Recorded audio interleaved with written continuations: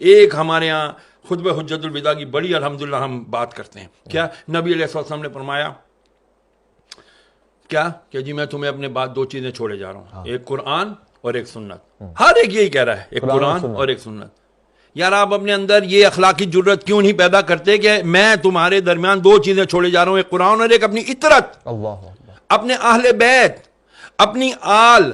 صحابہ کیوں نہیں فرمایا میں تمہارے درمیان صحابہ چھوڑے جا رہا ہوں؟ صحابہ کے لیے یہ بھی حدیث ہے نا کہ میرے کسی بھی صحابی کو, مفہوم عرض کرتا ہوں کہ تم میرے کسی بھی صحابی کی اقتدا کرو گے تو ہدایت پا جاؤ گے. لیکن خطبہ حجت الوداع جو دنیا کا سب سے بڑا اجتماع تھا, 1.25 لاکھ صحابہ موجود تھے جو پوری دنیا میں گئے, انہوں نے پہنچانا تھا پیغام نبی کا, کیونکہ اس دن دین مکمل ہو گیا تھا. فرمایا میں اہل بیت چھوڑا.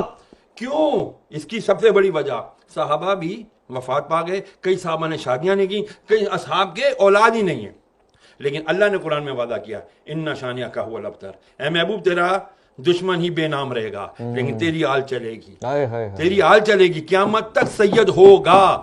آئے گا ایک آخری سید جس کا نام مہدی ہوگا, محمد ہوگا, وہی آ کر کے پھر دجال کو بھی مارے گا, وہی آ کے جب حضرت عیسیٰ علیہ السلام کو بھی کلمہ پڑھا کر کے وہ کہیں گے کہ اب میں لا الہ الا اللہ محمد رسول اللہ کا کلمہ پڑھتا ہوں. اب بات آ جاتی ہے یہاں پر کہ ہم کیوں نہیں سناتے کربلا کا, چھوڑ دیا کربلا کو, شیعوں کا کام ہے یہ, تو ہمارا کام نہیں ہے. یہ کس نے کہہ دیا کہ یہ خالی کربلا, اہل بیت, نبی کی آل صرف شیعوں کا ٹھیکہ ہے؟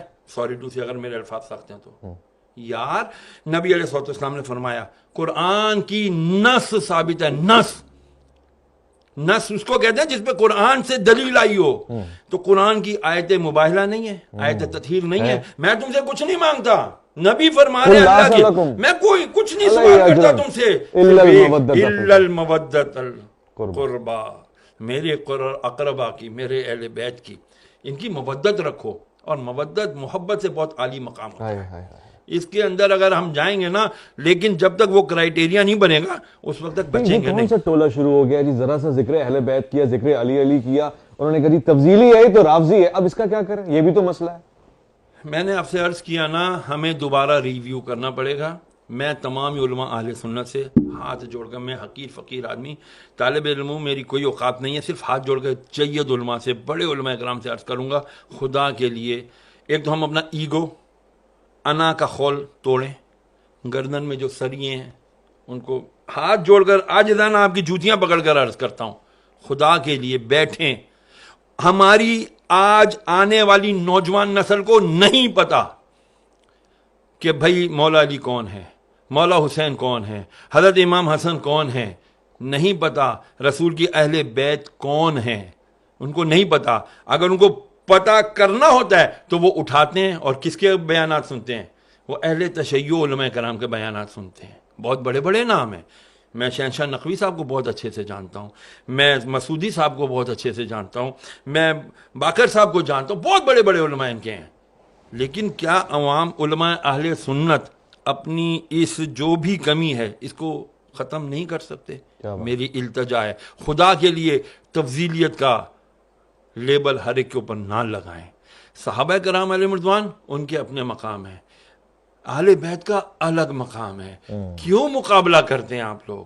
خدا کے لیے نہ مقابلہ کریں, یہ مقابلے بازی کا کام ہے ہی نہیں. اللہ اکبر. یار جب ویسے آپ اس بات کو قبول کرتے ہیں, سچا سوال ہے, حضور نے ہم میں اہل بیت کو چھوڑا تھا نا, انی تارکو فیکم ثقلین کتاب اللہ و اطرتی, اور ہم نے بھی اہل بیت کو چھوڑ ہی دیا.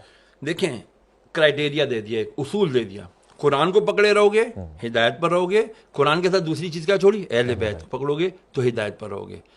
خالی اہل بیت پکڑا, قرآن چھوڑ دیا گمراہ, قرآن پکڑا اہل بیت چھوڑ دیا گمراہ, دونوں. کیونکہ اہل بیت کون ہے یار؟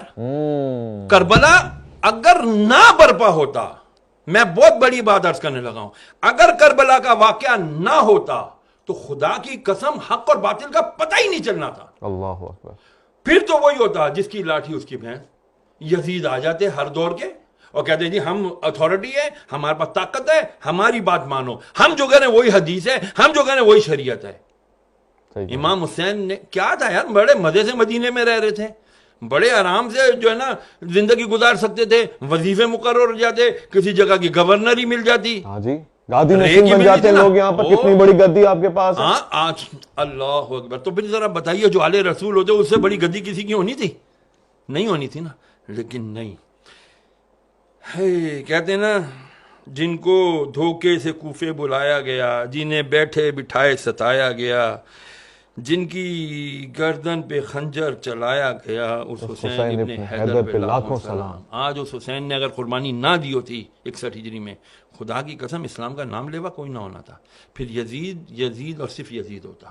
میں کسی چینل پر گیا تھا، معذرت کے ساتھ ایک عرض کر دوں، میرا میڈیا کہتے ہیں آزاد ہے، کوئی آزاد نہیں ہے۔ مجھے کہا گیا یزید کا نام نہیں لینا، دشمن نے اہل بیت کہہ دینا یا دشمن حسین کہہ دینا۔ میں کیوں نہیں نام لوں یزید کا؟ لعنت بھیجی جب تک میں یزید لعنت اللہ علیہ جب تک نہیں کہوں گا میری تسلی نہیں ہوگی۔ تو میں کیوں کروں ایسا کام، میں کیوں کروں ایسا پروگرام کہ جہاں پر میں حق اور باطل کو بیان ہی نہ کر سکوں؟ تو پھر آپ پروگرام کیوں کر رہے ہو بھائی؟ آپ کا مقصد، آپ صرف اپنی فارمیلٹی پوری کر رہے ہو، تو پھر ایسی فارمیلٹی اللہ منہ پہ مارے گا، ایسی نمازیں ایسی عبادتیں اللہ منہ پہ مارے گا، نہیں چلیں گی بھائی۔ تو پھر میں بھی سوچوں کہ میں پھر ایسے پروگراموں میں کیوں جاؤں کہ جہاں پر میں حق اور باطل کا نام ہی نہ لے سکوں۔ اور وہ 1400 سال پرانے یزید کا نام لیتے ہوئے گھبرا رہے ہیں، تو موجودہ یزید کے تو یہ تلوے چاٹیں گے۔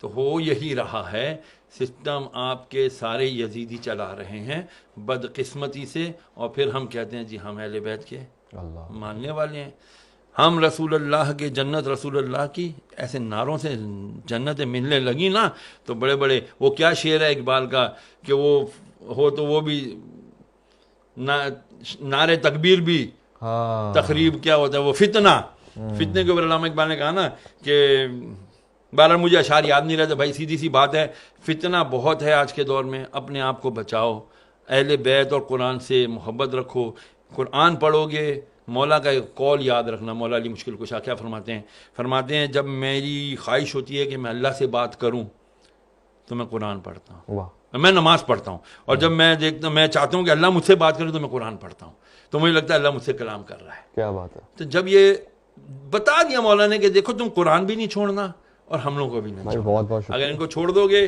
تو گمراہ ہو جاؤ گے۔ سبحان اللہ۔